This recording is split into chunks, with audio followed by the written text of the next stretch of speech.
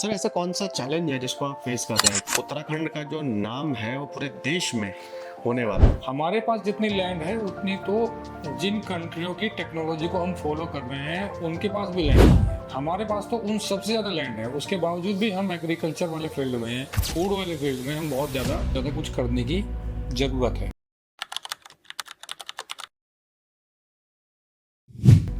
किताबों से एग्रीकल्चर सीखना आसान है, लेकिन असली कॉन्फिडेंस जो आता है वो आता है फील्ड में। आज हम ऐसे ही एक प्रोजेक्ट के बारे में बात करेंगे जो बनाएगा एग्रीकल्चर स्टूडेंट्स को कॉन्फिडेंट और फील्ड रेडी। आज हमारे साथ हैं विजय सर। स्वागत है आपका पॉडकास्ट विद पंकज आर्या में, और आज हम जानेंगे आपके नए प्रोजेक्ट के बारे में। Thank you Pankaj sir. हमारा जो प्रोजेक्ट है वो एक ऐसा प्रोजेक्ट है, आपने देखा होगा कि जो स्टूडेंट्स होते हैं वो कोर्स करते हैं, डिग्रियां करते हैं और प्रैक्टिकल नॉलेज उनके पास बहुत कम होती है। उससे रिलेटेड हमारा प्रोजेक्ट है। कुछ एग्रीकल्चर फार्मर्स भी होते हैं जिनको कुछ नई नई टेक्निक्स अगर सीखनी है तो उनसे रिलेटेड भी हमारा प्रोजेक्ट है। हमारे प्रोजेक्ट का नाम है ड्रीम ब्रिज ट्रेनिंग इंस्टीट्यूट, जो कि बायोलॉजिकल ट्रेनिंग इंस्टीट्यूट है और इसमें बायोलॉजी से रिलेटेड, प्लांट से रिलेटेड नई नई टेक्निक्स, क्या क्या चीज़ें, नई नई चीज़ें अवेलेबल हो रही हैं और कैसे वो अपने प्रोडक्ट्स को, अपने प्लांट्स को नए नए तरीके से डेवलप कर सकते हैं और उनको ग्रो कर सकते हैं। उससे रिलेटेड हमारा सर ऐसा क्यों हो रहा है कि जो बच्चे बीएससी एजी कर रहे हैं या फिर एग्रीकल्चर फील्ड में जा रहे हैं वो ग्राउंड के लिए रेडी नहीं हो पाते? उनको वो पूरा एटमॉस्फेयर नहीं मिल पाता, जिसकी वजह से वो ग्राउंड के लिए रेडी नहीं हो पाते। क्योंकि उन्होंने वो पूरा एक पर्टिकुलर किसी भी इंस्टीट्यूट के अंदर पूरा एटमॉस्फेयर अवेलेबल करना पॉसिबल नहीं है। तो स्टूडेंट्स को क्या करना चाहिए? उनको लाइव प्रोजेक्ट पे जाना चाहिए, भले ही वो खेतों में जाएं, किसानों से मिलें, फार्मर से मिलें, उनको उनकी प्रॉब्लम्स को पता करें, उनकी प्रॉब्लम्स क्या चल रही हैं, क्या नहीं चल रही, तो उससे अगर जाएंगे तो उनको प्रैक्टिकल नॉलेज होगी। सर जो प्रैक्टिकल नॉलेज की जो हम बात कर रहे हैं, आजकल दो तरीके के स्टूडेंट्स हम देख रहे हैं। उनको ज़्यादा धूल मिट्टी में जाना पसंद नहीं है, और जिन्होंने बस एक कोर्स करने के लिए वो चीज़ कर ली, बीएससी एजी कर ली, तो उन स्टूडेंट्स को आप क्या कहेंगे? मतलब इस एक स्टूडेंट को क्या सोच के एग्रीकल्चर फील्ड में आना चाहिए? देखिए, ये जो एग्रीकल्चर फील्ड है ये धूल से रिलेटेड नहीं है। आजकल ऐसी ऐसी टेक्निक्स हैं कि जो प्लांट्स हम धूल में, मिट्टी में ग्रो कर रहे हैं, उनको हम लैब में भी कर रहे हैं। बहुत सारी आपने वीडियो देखी होंगी कि जो आपका केसर है, जम्मू एंड कश्मीर का केसर आपका एक पर्टिकुलर प्रेमाइसिस में महाराष्ट्र और पुणे में उगाया जा रहा है। वहाँ ना कोई धूल है ना मिट्टी है। तो ये सारी टेक्निक्स अगर स्टूडेंट सीखते हैं या पर्टिकुलर फार्मर्स भी सीखते हैं तो वो अपने आप को डेवलप कर सकते हैं, इकोनॉमिकल भी डेवलप कर सकते हैं और वैसे भी अपने आप को डेवलप कर सकते हैं। सर जो आपका रिसर्च सेंटर आ रहा है तो स्टूडेंट्स को किस तरीके से बेनिफिट देने वाला है? हम स्टूडेंट्स जो भी हमारे पास आता है कुछ सीखने के लिए, तो उसके लिए हम 3 से 6 महीने का ट्रेनिंग प्रोग्राम उसका शेड्यूल हमने किया है, जिसमें कुछ एक्सपर्ट्स उनको समझाएंगे जो उनकी क्वेरीज होंगी, चाहे वो स्टूडेंट्स हो चाहे वो फार्मर्स हो। वो 3 से 6 महीने का जो प्रोग्राम्स है वो सभी के लिए अवेलेबल है, कोई भी आकर के उसको ज्वाइन कर सकता है। उन प्रोग्राम्स में हम बेसिकली जो नॉलेज है वो पूरा हम उसको देंगे। कैसे, कौन सा पौधा का क्या एटमॉस्फेयर है, क्या वो किस टेम्परेचर में ग्रो करता है, क्या उसकी प्रॉब्लम्स रहती हैं, क्या उसकी बीमारियां रहती हैं, कैसे उन बीमारियों को वो दूर कर सकता है, कम से कम पेस्टिसाइड यूज़ करके कैसे वो उनको मेंटेन कर सकता है जिससे कि पेस्टिसाइड का भी बहुत कम यूज़ करना पड़े उसको। क्योंकि आज आपने देखा होगा लोग बाग जो है पेस्टिसाइड छोड़ करके ऑर्गेनिक की तरफ जा रहे हैं, तो वो भी हम उसको, उस ट्रेनिंग प्रोग्राम का हमने उसको हिस्सा बनाया है। सर हमारे देश में सबसे बड़ी समस्या जो चल रही है वो अडल्ट्रेशन की है। आपने बात करी पेस्टिसाइड्स की, ठीक है, हर चीज़ में मिलावट है। तो आप किस तरीके से, वो कौन सी टेक्नोलॉजीज़ हैं जहाँ पर हम पेस्टिसाइड्स का कम इस्तेमाल कर सकते हैं और अपने देश को पेस्टिसाइड फ्री बना सकते हैं? इसमें क्या होता है कि जो पेस्टिसाइड के सब्स्टिट्यूट के रूप में ऑर्गेनिक फर्टिलाइजर्स, ऑर्गेनिक पेस्टिसाइड्स आते हैं जिनको अगर यूज़ करेंगे तो इस समस्या का को ख़त्म किया जा सकता है। सर हम बात करते हैं गवर्नमेंट की, तो गवर्नमेंट क्या इन सब चीज़ों में कंट्रोल लेके आ सकती है? बिल्कुल गवर्नमेंट का कंट्रोल है भी, और गवर्नमेंट कंट्रोल कर भी रही है, लेकिन अवेयरनेस ना होने की वजह से जो चीज़ें हैं वो भी ऐसे चल रही हैं। सर जैसे आप कह रहे हैं कि गवर्नमेंट कंट्रोल ला सकती है और कंट्रोल कर भी रही है, लेकिन आपने काफ़ी सारे वीडियोस देखे होंगे यूट्यूब में कि जहाँ पर एक इंजेक्शन लगाकर भी सब्जियों को उगाया जा रहा है, और उनकी जो लाइफ साइकिल है, अगर कोई प्लांट है या कोई सब्जी है जिसको टाइम लगता है अपना पूरा वक्त, वो 1 या 2 दिन में रेडी हो जा रही है, तो कंट्रोल कहाँ पर है? कंट्रोल तो गवर्नमेंट का है, लेकिन ये तो आपको पता है चोरी छुपे ये चीज़ें होती हैं। अब ये पता नहीं चल पाती हैं। अब इसका तो फिर इंस्पेक्शन वाला एक बहुत लंबा साइकिल है कि हर प्रोडक्ट का जो उसका टेस्टिंग करनी पड़ेगी। तो ये तो अवेयरनेस से ही जाएगी। अभी कुछ लोगों ने क्या किया है कि किचन गार्डनिंग शुरू की है, तो वो अपने अपने खाने को, अपने फूड्स को अपनी अपनी पर्टिकुलर प्रेमाइसिस में ही रेडी कर रहे हैं, जिसमें कि आजकल एक सिस्टम, मतलब एक प्रोजेक्ट चल रहा है जिसको हम बोलते हैं एक्वाकल्चर, हाइड्रोफोनिक्स। आप छोटे छोटे प्रेमाइसिस के अंदर ही अपना जो फूड्स है उसको ग्रो कर पा रहे हैं।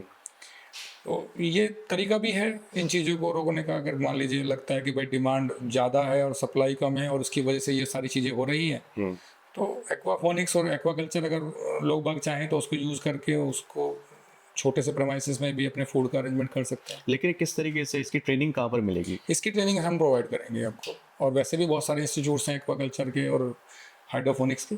तो देहरादून में मतलब आप इसको जी। प्रोवाइड करा सकते हैं? कराएंगे। क्या ये सर इस पर लागत क्या आती है? कुछ नहीं, बहुत नॉमिनल एक्सपेंसेस हैं इसके, ज़्यादा कुछ नहीं। फिर भी कितना? ये हाइड्रोफोनिक्स तो आपका 10 से 15 हज़ार रुपये से स्टार्ट हो जाता है, और उसके बाद अगर आप एक्वाकल्चर में जाएंगे तो थोड़ा 50,000 60,000 से शुरू हो जाएगा आपका। सर बात करते हैं हम कोविड के दौरान, हमने देखा कि सारी चीज़ें बंद हो गई थी, लेकिन कुछ चीज़ें हैं, फूड हैं, सब्जियां हैं, जो कि कभी ख़त्म नहीं हो सकता, लेकिन अब उसमें बहुत ज़्यादा मिलावट हो रही है। तो जिस तरीके से आप किचन गार्डनिंग की आपने बात करी है, आपने जो जिन टेक्नोलॉजीज़ की आप बात कर रहे हैं, एक आम इंसान भी इसको कर सकता है क्या? बिल्कुल, इसको आम इंसान कर सकता है। तो इसके लिए कोई बहुत बड़ा पढ़ा लिखा आदमी होने की ज़रूरत नहीं, बस वो है कि वो सीखने की उसके अंदर थोड़ी क्षमता हो, तो वो इन चीज़ों को सीख करके और वो अपने डेली रूटीन में इसको इन्वॉल्व कर सकता है। तो सर इसके अवेयरनेस के लिए क्या करना चाहिए? जैसे कि हर किसी को शुद्ध खाना चाहिए, हर किसी को शुद्ध सब्जियां चाहिए। अब अगर हम गवर्नमेंट में ही डिपेंडेंट रह गए, तो जो हेल्थ है वो तो कहीं ना कहीं रहेगी नहीं हमारे पास। तो अब जो मुझे जो लग रहा है कि हमें खुद से इनिशिएटिव लेना पड़ेगा, बिल्कुल। लेकिन सबसे बड़ी समस्या जो है वो है ट्रेनिंग की। जी। तो वो ट्रेनिंग किस तरीके से, आप किस तरीके से एक आम इंसान को किस तरीके से आप ट्रेन कर सकते हैं? आम इंसान हमारे पास आ जाए, दो मतलब 3 महीने से लेकर के 6 महीने तक के जो हमारे प्रोग्राम्स हैं उसमें हमने इन सबको इंक्लूड किया है, चीज़ों को अलग अलग स्टेप पे अलग अलग टॉपिक्स हमने इंक्लूड किए हैं। उसके लिए हमारे एक्सपर्ट्स भी हैं जो आते हैं, जो हाईली कहीं पे मतलब विजिटिंग फैकल्टीज़ भी हमारे पास हैं जो हमें सिखाती हैं। बाकी हमारे टेक्नीशियंस हैं जो उनको सिखाएंगे और उनको पूरा समझाएंगे, उनको प्रैक्टिस कराएंगे, प्रैक्टिकल उनको नॉलेज देंगे, और उन्हीं से मतलब सारी चीज़ें कराएंगे जिससे कि वो आगे फिर उसको खुद जा करके कहीं पे भी जा करके वो उसको चला सके, बना सके। अब कहने का मतलब ये कि अगर कोई इंसान स्वस्थ जीवन जीना चाहता है तो उसको ये चीज़ें भी सीखनी चाहिए। ठीक है सर, एक चीज़ आप बताएं कि जो जिन चीज़ों के बारे में आप बात कर रहे हैं, आप एग्रीकल्चर की आप बात कर रहे हैं, हमारी गवर्नमेंट भी इसमें बहुत टाइम से लगी हुई है, लेकिन जब हम देखते हैं कि किसानों की हालत अभी हमारे देश में, क्योंकि खाना तो सबको चाहिए, लेकिन किसान जो है इस प्रोफेशन को छोड़ रहे हैं, उसके पीछे की वजह क्या है? वो उस तरीके से अपने आप को डेवलप नहीं कर पा रहे। उसका सबसे बड़ा कारण यही है। नहीं तो एक, क्योंकि किसी किसान के पास अगर ज़मीन कम है तो उसकी जो आजीविका है वो उससे नहीं चल पा रही है, क्योंकि उसने टेक्नोलॉजी तो डेवलप अपने आप को इन्वॉल्व नहीं किया है, ना अपनी टेक्नोलॉजी उसने डेवलप की है। वो केवल गन्ने में और गेहूं में लगा हुआ है, उससे उसकी आजीविका नहीं चल पाती, जिसकी वजह से उसको अदर वर्क करने पड़ते हैं। और धीरे धीरे वो अदर वर्क करता करता उसमें इतना इन्वॉल्व हो जाता है कि वो खेती के प्रति उसका रुझान खत्म हो जाता है। तो सर हमारा जो किसान है वो गन्ना और गेहूं में ही क्यों लगा हुआ है? क्योंकि उसको वो यही सिखाया गया है, उसने वही सीखा है और वही मतलब उसके पूर्वजों ने भी वही काम किया है। नई नई चीज़ें उस तक पहुंच नहीं पाई है, ना वो नई नई चीज़ों तक पहुंच पाया है। हमारे देश में सर ट्रेनिंग सेंटर्स हैं इसके जहाँ पर ये काफ़ी ट्रेनिंग सेंटर है, गवर्नमेंट ने बहुत ध्यान दिया है। बड़ी बड़ी यूनिवर्सिटीज़ हैं, एग्रीकल्चर यूनिवर्सिटीज़ हैं, वो भी अपने यहाँ पे कुछ छोटे छोटे प्रोग्राम्स कराती हैं। ये जो शुगर मिल्स हैं वो भी अपने यहाँ पे करती हैं छोटे छोटे प्रोग्राम्स। बड़े बड़े मेले होते हैं, बड़े बड़े कॉम्पिटिशन्स होते हैं जहाँ पे इन चीज़ों को रखा जाता है। जैसे मैंगो फेस्टिवल होता है, फ्लावर फेस्टिवल होता है, ये सारी चीज़ें होती हैं। फूल बेच करके भी लोग बहुत करोड़ों रुपए टर्नओवर कर रहे हैं, फल बेच करके भी लोग करोड़ों रुपए टर्नओवर कर रहे हैं। कुछ तो ऐसे ऐसे लोग बाग इससे टर्नओवर कर रहे हैं जिनका खेती से कोई मतलब ही नहीं है। वो किसान से प्रोडक्ट लेते हैं, 4 किसान से प्रोडक्ट लेंगे और अकेला मार्केट में सेल करेगा, जिसको एग्रो बिजनेस वीक कहा गया है। अभी तो गवर्नमेंट ने एफपीओ भी लिया है गवर्नमेंट इस फील्ड में कि भाई कुछ किसान मिलकर के एक एफपीओ बना लें और उसके मिलकर के मतलब 10 किसान, छोटे छोटे किसान मिलकर के एक एफपीओ मिला लें और एक प्रोडक्ट बनाएं और उसको मार्केट में सेल करें एक यूनिटी के थ्रू, तो उससे वो बड़ा काम कर सकते हैं। लेकिन अभी पूरी तरीके से अवेयर हुआ नहीं है, तो धीरे धीरे इस अवेयरनेस की भी ज़रूरत है फार्मर्स को और इन सबको, जिससे कि तो फार्मर क्यों नहीं हुआ अवेयर? उस तक चीज़ें पहुंच नहीं पाई या वो चीज़ों तक नहीं पहुंच पाई। हमारे देश का जो किसान है वो गरीब है। आप कह रहे हैं कि करोड़ों के टर्नओवर हो रहे हैं, लेकिन फिर भी किसान गरीब है। सर आजकल का जो युवा है वो रील देखने में लगा हुआ है ठीक है ना, और समझिए वो मतलब आप ये देखिए कि वो रील देखता है लेकिन वो एजुकेशनल या मोटिवेशनल अगर कुछ रीलें देखे, मतलब अगर कोई किसान है तो किसान से रिलेटेड अगर रील्स देखे तो वो अपने आप को डेवलप कर सकता है। तो ये रील्स भी तो कम बन रही है ना, आप जैसे लोग आ नहीं रहे हैं सामने जो कि बता सकते हैं। बिल्कुल, लेकिन आ रही हैं, काफ़ी हद तक आ रही हैं, अब धीरे धीरे बढ़ रहा है, इस तरफ रुझान आ रहा है। अच्छा, अगर कोई किसान है और उसको अपने ही फील्ड में आगे बढ़ना है तो वो YouTube में कहाँ देखे, या जो आप कह रहे हैं जो हमारा युवा है जो रील देख रहा है तो कौन सी रील्स देखे, कि सर्च क्या करे, किस तरीके से उसको कर सकता है? बहुत सारी टेक्निक्स हैं आपका, जैसे आपका कुछ चैनल्स बने हुए हैं जो इसी चीज़ के लिए हैं कि पर्टिकुलर वो टेक्नोलॉजी सिखाते हैं, तो वो उनको सीखे। सीड कौन सा लेना है, ये सारी चीज़ें अवेलेबल है आजकल, तो सब कुछ अवेलेबल है। आप भी सर इसमें कुछ नॉलेज दे रहे हैं? हाँ बिल्कुल, हम देंगे। ठीक है। अच्छा सर, एक चीज़ और है, एक आपसे, क्योंकि आप एग्रीकल्चर एक्सपर्ट हैं, आपको बहुत सारी चीज़ें पता है। हमारे देश से जो अच्छी फसल है जी, वो एक्सपोर्ट होती है, हाँ जी। और हमारा देश जो है जिस समस्या से जूझ रहा है वो पेस्टिसाइड्स की है। तो ऐसा क्यों? मतलब अच्छी चीज़ें बाहर जा रही हैं और जो बेकार चीज़ें हमारे देश का नागरिक खा रहा है। ये तो बिजनेस का एक रूल है ना कि जो चीज़ें बिक सकती हैं, जो कहीं पे एक्सेप्ट की जाएंगी वही बिकेंगी। अब मान लीजिए हमारी कुछ चीज़ें ऐसी हैं जो नहीं बाहर भेजी जा सकती, नहीं एक्सेप्ट होगी, तो वो बिकेगी कैसे? उससे भी एक अर्थव्यवस्था चल रही है। लेकिन ये है कि जो चीज़ें यहाँ पे हैं उनको और थोड़ा सुधारा जा सकता है, जैसे ऑर्गेनिक सिस्टम को लाया जा सकता है और ऑर्गेनिक चीज़ें यूज़ की जा सकती हैं, ऑर्गेनिक फर्टिलाइज़र, पेस्टिसाइड यूज़ की जा सकते हैं, उनसे भी इन चीज़ों को सुधारा जा सकता है। अभी जितना एक्सपोर्ट हो रहा है उसमें सब में वो अधिकतर ऑर्गेनिक चीज़ें यूज़ की जा रही हैं, जिससे कि पेस्टिसाइड का उसमें ऑब्जेक्शन ही ना आए। सर लेकिन एक चीज़ और जो आई है कि जब हम इस शब्द का इस्तेमाल करते हैं ऑर्गेनिक, तो उसकी जो प्राइस है वो बहुत ज़्यादा बढ़ जाता है।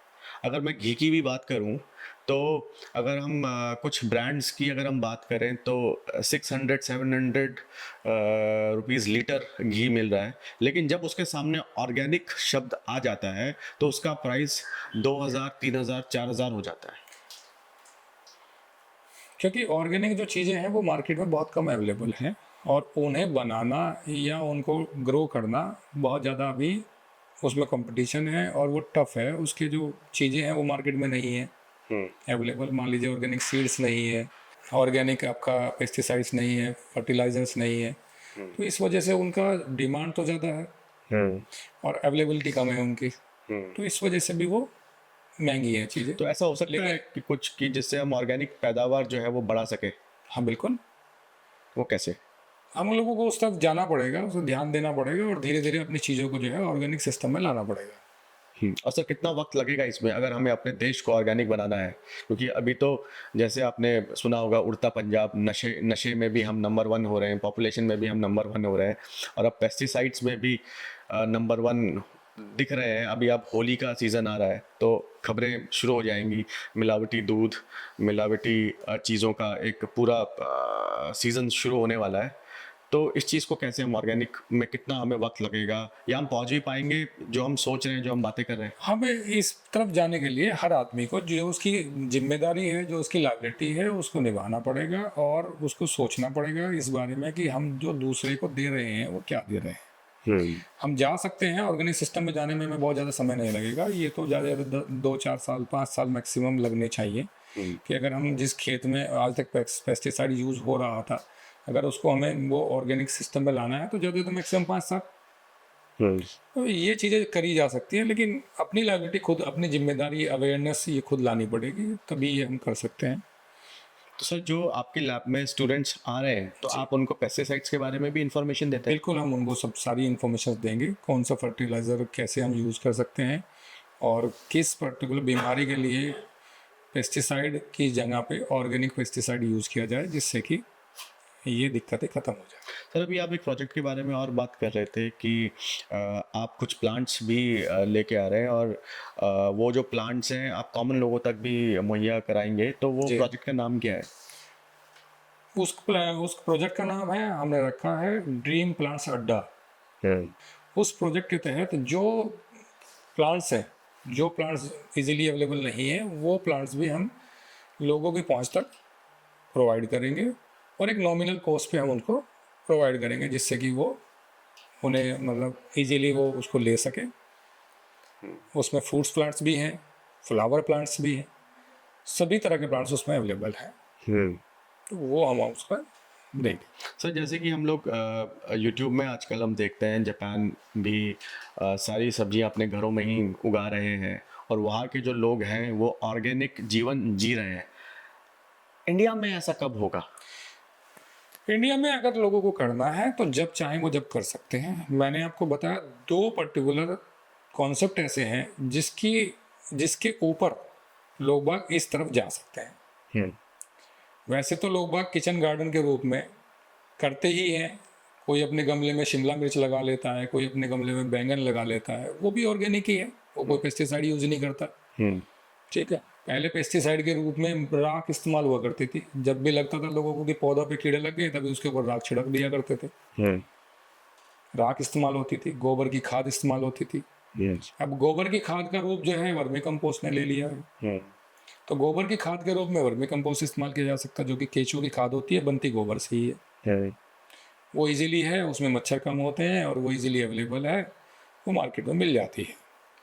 ऐसे ही पेस्टिसाइड के रूप में ऑर्गेनिक पेस्टिसाइड्स हैं, वो मिल जाते हैं, उनको आप यूज़ कर सकते हैं। पहला तो मैंने आपको बताया कि किचन गार्डन के रूप में काफ़ी लोग बाग इसको इस्तेमाल करते हैं। तोरी की बेल लगा लेते हैं, लौकी की बेल घर में लगा लेते हैं, तो ये लगभग भिंडी लगा लेते हैं, ये बहुत सारी चीज़ें, बहुत सारी सब्जियां हैं, गोभी लगा लेते हैं, ये अपने किचन गार्डन के रूप में गमलों में भी वो इस्तेमाल कर सकते हैं। उसके अलावा हम हाइड्रोफोनिक सिस्टम से, जो कि पानी में होती है ग्रो, उसके द्वारा भी हम अपना एक छोटा सा 10 बाई 10 के रूम में या छोटे से पूरा टेरिस गार्डन पे भी हम ये कर सकते हैं कि हम हाइड्रोफोनिक सिस्टम से सब्जियां उगा सकते हैं। उसमें भी काफ़ी सब्जियां उग जाती हैं। उसके अलावा एक फैसिलिटी और है, या एक और पर्टिकुलर सिस्टम है, वो है एक्वाकल्चर।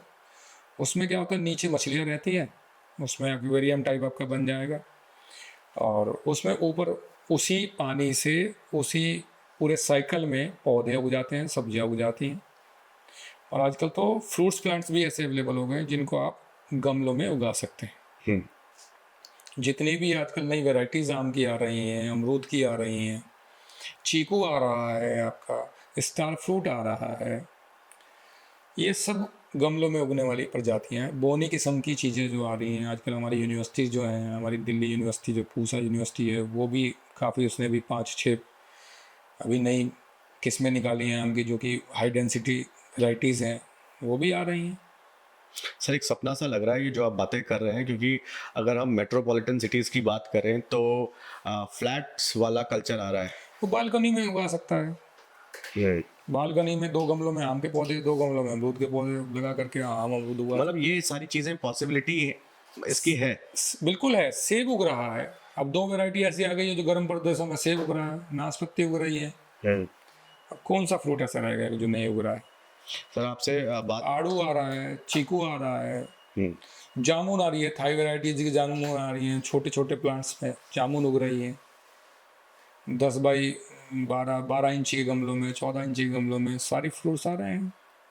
सर आपसे लीची आ रही है। बात करते हुए ये लग रहा है कि ये जो चीजें आप बता रहे हैं असंभव सी लग रही हैं। ठीक है, असंभव नहीं है, पॉसिबल है। हमने खूब विजिट करके देखा है, हमने लोगों के टेरिस गार्डन पे संतरे देखे हैं, नागपुर का संतरा देहरादून में छतों पे उग रहा है, और देहरादून में भी चीजें हो रही हैं। देहरादून में भी हो रही है सारी चीज़। खजूर हो रहे हैं, खजूर का पेड़ आता था पहले, अब टिश्यू कल्चर खजूर का पेड़ आ रहा है।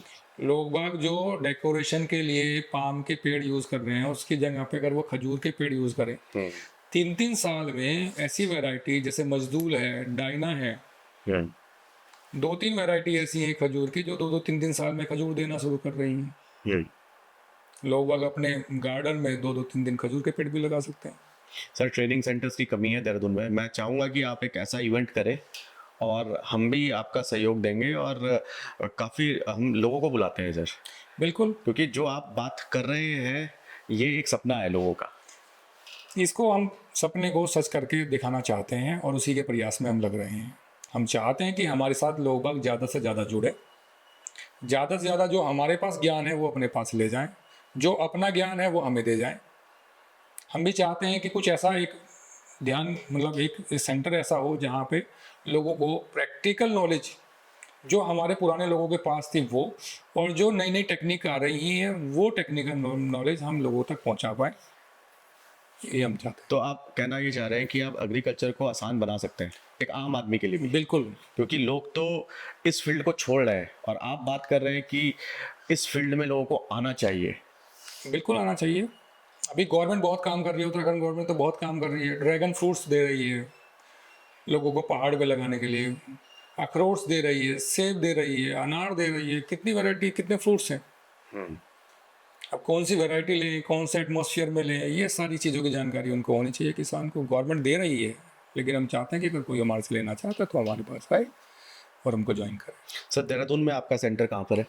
देहरादून में हमारा सेंटर जो है ठाकुरपुर में है, जन कल्याण सेवा ट्रस्ट के प्रेमाइसिस में है। और किस तरीके से लोग आपसे जुड़ सकते हैं? क्योंकि बातें तो सर बहुत बड़ी बड़ी हो गई, जी, ठीक है, लेकिन अगर धरातल में काम करना है, या जो लोग इस पॉडकास्ट को देख रहे हैं और इंटरेस्टेड हैं, क्योंकि हर किसी को शुद्ध खाना चाहिए, हर किसी को ऑर्गेनिक चीज़ें चाहिए, लेकिन पता नहीं है, तो किस तरीके से वो आपसे जुड़ सकते हैं? उसके लिए वो हमें मेल करें, फ़ोन करें, कि वो हमारे पास आ जाएं, उनका फिर रजिस्ट्रेशन किया जाएगा और उनको एक शेड्यूल बना दिया जाएगा उनका एक, कि भाई आप इस टाइम से इस टाइम तक जो उनको कन्वीनियंट हो उसके हिसाब से उनको एक शेड्यूल बना दिया जाएगा, जिससे कि वो अपनी ट्रेनिंग करते रहें। सर गार्डनिंग लोग एज ए हॉबी भी लेते हैं और बहुत सारे लोगों को शौक होता है, तो कुछ इस तरीके की भी ट्रेनिंग्स आप लोग कराएंगे जिससे कि जो एक कॉमन इंसान है वो अपने हॉबी को कुछ प्रोडक्टिव चीज़ों में भी लगा सके? जिस तरीके से आप बता रहे हैं कि प्लांट्स की आप नॉलेज देंगे, वो किचन गार्डनिंग कर रहे हैं तो अपनी सब्जियां, मतलब एक परिवार, अगर हम न्यूक्लियर फैमिली की बात करें, 4 लोगों की बात करें, तो ऐसा हो सकता है कि अपने जैसे 2 BHK 3 BHK फ्लैट में वो लोग रह रहे हैं, तो कम से कम वो अपनी सब्जियां, अपने रोज़मर्रा की चीज़ें वो अपने ही जगह से प्रोड्यूस कर सकते हैं। बिल्कुल कर सकते हैं, उसकी भी ट्रेनिंग हम देंगे। वैसे तो जिसका इंटरेस्ट होता है वो धीरे धीरे रास्ता निकाल ही लेता है, हमने भी निकाला। सर एक चीज़ बताएं कि जो किसान है हमारे देश का, वो तो किसानी छोड़ रहा है, और जो बड़े बड़े बिजनेसमैन हैं, अडानी अंबानीज, वो लैंड लेके किसानी कर रहे हैं, ऐसा क्यों हो रहा है?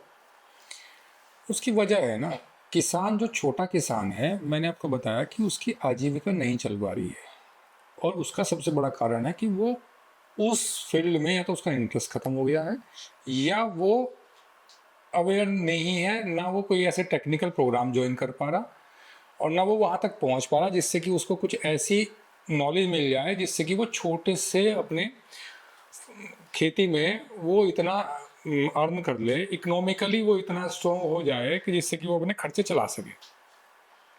बड़े बड़े लोग बाग तो क्या कर रहे हैं, छोटे छोटे प्रमाइसिस को, छोटी छोटी खेतियों को इकट्ठा करके एक पूरा फॉर्म बना लेते हैं और उससे वो फिर टेक्निकली स्ट्रॉन्ग होकर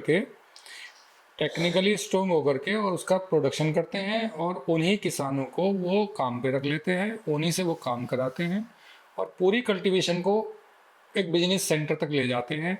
उनके पास पैकेजिंग सेंटर्स भी हैं, उनके पास वेयर हाउसेज भी हैं, उनके पास सारे पूरे सिस्टम उन्होंने बना लिए हैं, जिससे कि वो अपने प्रोडक्ट को कुछ दिन रखना चाहें तो रख भी सकते हैं।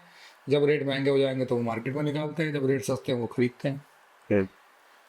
अभी ये मटर का ही देख लीजिए, मटर हमारे यहाँ जब मौसम होता है तो 40-40, 50-50 रुपए किलो मटर बिकता है और एक जब मौसम नहीं होता तो वही मटर हमें मार्केट में 200 रुपए किलो तक मिलता है। अब किसी ने तो उसको पैक किया होगा, किसी ने तो उसको प्रिजर्व किया होगा, क्या उसकी कॉस्ट इतनी आ गई होगी कि भाई वो 200 रुपए किलो मार्केट में आए। तो बहुत सारी चीज़ें हैं जो हम लोगों को सीखनी अभी बाकी हैं, अगर हमें इस फील्ड में या हमें अपने पर्टिकुलर परमाइसिस से अगर हमें इकोनॉमिकली स्ट्रॉन्ग होना है तो हमें कुछ सीखनी चीज़ें ज़रूरी है जिससे कि हम अपने आप को इकोनॉमिकली स्ट्रॉन्ग कर पाए। सर, आपकी बातों से लग रहा है कि एग्रीकल्चर को अगर हम एग्रीकल्चर में अगर हम बिजनेस ऐड कर दें, क्योंकि बिजनेस तो है, अगर बिजनेस नहीं होता तो बड़े बड़े देश के जाइंट इस फील्ड में नहीं आते। बिल्कुल। लेकिन वो जो बिजनेस वाला नॉलेज है, क्योंकि हमारे देश का जो सबसे अच्छा प्रोडक्ट है वो हम एक्सपोर्ट कर रहे हैं जी। तो जो किसान है उसको ट्रेनिंग कहाँ मिल सकती है? ट्रेनिंग हम प्रोवाइड कराएंगे उसको बिजनेस के रिलेटेड। और कौन कौन सी चीज़ें हैं जो कि किसान को करनी चाहिए? भाई आजकल बहुत सारी ई-कॉमर्स वेबसाइट्स अवेलेबल हैं। आजकल तो गवर्नमेंट ने भी एफपीओ के लिए बताया है और गवर्नमेंट में एफपीओ बन रही है, कुछ छोटे छोटे किसान मिल करके एक एफपीओ बना करके अपनी ई-कॉमर्स वेबसाइट बना करके अपने पर्टिकुलर प्रोडक्ट्स सेलेक्ट करके कि हमें ये करना है और उसको इकट्ठा करके अब बेच सकते हैं, जो कि कुरियर से जा रही हैं, ट्रांसपोर्टेशन के जरिए जा रही हैं। आज आप यहाँ बैठे हो, आपको अल्फांसो चाहिए, हाफूस बोलते हैं जिसको, आम चाहिए आपको, यहाँ बैठे वहाँ का आम मिल जाएगा। तो आप ऑनलाइन जाइए, ऑर्डर करिए, मिल जाएगा। तो वो हम भी कर सकते हैं, हम अपने सामान को ऑनलाइन बेच सकते हैं। आज सब्जी आप उगाते हो, मंडी में सुबह 4 बजे लेके जाते हो, आपके हिसाब से रेट नहीं मिलते। तो कहने का मतलब ये है कि आप किसान को एक बिजनेसमैन बना सकते हैं। बिल्कुल, उनको ट्रेनिंग की ज़रूरत है, वो प्रोवाइड हम कराएंगे जिससे कि वो अपना चीज़ों को जो है एक प्लेटफॉर्म पे जा करके बेच सके। सर, आपने बात करी किसानों की, आपने बात करी स्टूडेंट्स की, आपने बात करी कॉमन लोगों की। तो आपसे बात करके मुझे ऐसा एहसास हो रहा है, ऐसा महसूस हो रहा है कि जो एग्रीकल्चर जो फील्ड है ये बड़ा ही वास्ट फील्ड है और हर किसी को इसमें आना चाहिए। अगर किसी को एक अच्छा लाइफस्टाइल चाहिए उसको तब भी आना चाहिए, और अगर उसको पैसे कमाने का मन है तो उसको तब भी आना चाहिए। तो सर, किस तरीके से, मतलब आप देहरादून में काम कर रहे हैं तो आप सिर्फ देहरादून के स्टूडेंट्स के लिए या देहरादून के लोगों के लिए ही अभी आपका जो टारगेट ऑडियंस यही है, या इससे बाहर भी आप ट्रेनिंग देने की सोच रहे हैं? इससे बाहर भी हम ट्रेनिंग देने की सोच रहे हैं। और वो कैसे? वो हम ऑनलाइन भी दे सकते हैं उनको, ऑनलाइन भी वो हमारी ट्रेनिंग ले सकते हैं, और ऑफलाइन तो उनको देहरादून, अभी हमारा सेंटर है तो देहरादून ही आना पड़ेगा ऑफलाइन तो उनको आने के लिए। तो सर, अगर जैसे कुछ स्टूडेंट्स यहाँ आके ट्रेनिंग करना चाह रहे हैं या कुछ कॉलेज प्लान करते हैं आपके साथ टाई अप करने का, जी, और तो कुछ उस तरीके से भी आप लोगों ने सोचा है? हाँ जी बिल्कुल, वो हमारे पास फैसिलिटीज अवेलेबल है। आप रेजिडेंस और वो सारी चीज़ें आप अवेल करा सकते हैं? हाँ, वो पीजी वगैरह हम अवेलेबल करा देंगे, हॉस्टल्स वगैरह अवेलेबल करा देंगे उनको, जिनको यहाँ आकर के रहना है, यहाँ सीखना है, तो उनको हॉस्टल या पीजी में रह सकते हैं। सर, ऐसा कौन सा चैलेंज है जिसको आप फेस कर रहे हैं? ठीक है, आपने यहाँ लैब आपने अपनी स्टार्ट कर दी है, आप रिसर्च इंस्टीट्यूट आपने स्टार्ट कर दिया है, और जो आप प्लांट्स अड्डा की जिसकी आप बात कर रहे हैं वो आपने शुरू करें, तो कोई ऐसे चैलेंजेस हैं जो कि आप फेस कर रहे हैं? अभी तो ऐसा कुछ चैलेंज नहीं है जो हमने फेस किया हो। कुछ गवर्नमेंट को कुछ संदेश देना चाहेंगे आप? गवर्नमेंट ही हमें संदेश देती है, हम गवर्नमेंट को क्या संदेश। कुछ उनसे हेल्प अगर हो सके तो? बिल्कुल, अगर गवर्नमेंट कोई हेल्प हमें करना चाहती है तो हम उसके लिए तैयार हैं। सर, सर एक प्रोजेक्ट्स हैं जो हम गवर्नमेंट को बना के देंगे, अगर वो हमें हेल्प करते हैं तो हमें अच्छा लगेगा। सर एक मुहिम आपने छेड़ी है, और अगर सच में ये संभव है तो मुझे लग रहा है कि उत्तराखंड का जो नाम है वो पूरे देश में होने वाला है। ये संभव है, बिल्कुल संभव है। हमारे पास जितनी लैंड है उतनी तो जिन कंट्रियों की टेक्नोलॉजी को हम फॉलो कर रहे हैं उनके पास भी लैंड नहीं है। हमारे पास तो उन सबसे ज़्यादा लैंड है, उसके बावजूद भी हम एग्रीकल्चर वाले फील्ड में हैं, फूड वाले फील्ड में हम बहुत ज़्यादा, अभी हमें बहुत ज़्यादा कुछ करने की ज़रूरत है। हम्म। हम देखते हैं, वीडियो देखते हैं, हम टेक्नोलॉजी, अब आप हमारे पास नई नई वैरायटीज़ आ रही हैं आम की, वो थाईलैंड की वैरायटीज़ हैं, यही ताइवान की है, यही पपाया आ रहा है, ताइवान आ रहा है, अमरूद आ रहा है, वो ताइवान आ रहा है, मैंगो आ रहा है, ताइवान आ रहा है, थाई आ रहा है। हमारा पता नहीं कहीं कुछ नाम निशान ही नहीं, सारा मिटता चला जा रहा है। तो हम चाहते हैं कि कुछ वैरायटीज़ हम ऐसी तैयार करें जिनका नई नाम हो और हम उसको अडोप्ट करें। हमारी यूनिवर्सिटीज़ ने किया है, जैसे मल्लिका है, आम्रपाली है, अरुणिका है, ऐसी काफ़ी वैरायटीज़ हमने, पीताम्बर है, मतलब काफ़ी वैरायटीज़ हमने तैयार की है, लेकिन उनको भी इतना पॉपुलर होने में टाइम लगेगा। सही। तो कॉलेजेस के साथ आप मिलजुल कर चीज़ें करने की इच्छा आप रखते हैं। जी, सर एक चीज़ मैं और कहूँगा कि जैसे आपने बोला कि जो हमारा युवा है वो रील्स में बिजी है, तो आप क्यों नहीं रील बनाते? बिल्कुल। अब हम रील्स बनाना शुरू करेंगे, आपके सहयोग से हम रील बनाना शुरू करेंगे, अपने सहयोग से हम रील बनाएंगे, अपने स्टाफ के सहयोग से रील बनाएंगे, प्रोवाइड करेंगे। क्योंकि आपने कहा ना कि युवा रील्स देख रहा है, तो जब आपको पता है कि युवा रील देख रहा है तो इस सेक्टर में रील्स की कमी तो नहीं होनी चाहिए, जब आपको नॉलेज है। बिल्कुल आप सही कह रहे हैं। और मैं तो कह रहा हूँ कि रील्स ऑलरेडी बहुत सारी हैं। मैं तो कह रहा हूँ अभी से शुरुआत करेंगे, अभी एक रील बनेगी आपके फार्म में जहाँ पर आप कुछ बताएंगे। जी, बहुत धन्यवाद आपका पॉडकास्ट विद पंकज आर्या में आने का। अभी तो सर ये की शुरुआत है, आज आपसे मिलकर ऐसा लगा कि देश की दशा और दिशा जो है वो बदलने वाली है। हम चाहेंगे कि आप फिर हमारे पॉडकास्ट में आए और आप फिर हमारे युवा को, मैं तो कहूँगा हर किसी को आप जागरूक करें कि हमारे देश में कितना दम है। आज आपसे मिलकर मुझको लगा कि हमारे देश में बहुत पोटेंशियल है, और अगर वो पोटेंशियल आता है तो हम भी नंबर 1 हो जाएंगे हर क्षेत्र में। Thank you very much Pankaj sir, आपका समय देने के लिए। और युवा तो है ही, हमारा देश में सबसे ज़्यादा युवा हैं, और आपको पता भी होगा सबसे ज़्यादा युवा हैं। अगर सबके सब थोड़ा सा इस तरफ ध्यान देंगे तो ये पॉसिबल है, और ये बड़े आसानी से हो भी जाएगा। सर ध्यान देना पड़ेगा, और आपके मार्गदर्शन में ही, ठीक है, आप गाइड करें युवा को, और मुझे पता है युवा बहुत आगे। जितना हो सकेगा हम गाइड करेंगे, बहुत बहुत धन्यवाद सर। जितना हो सके।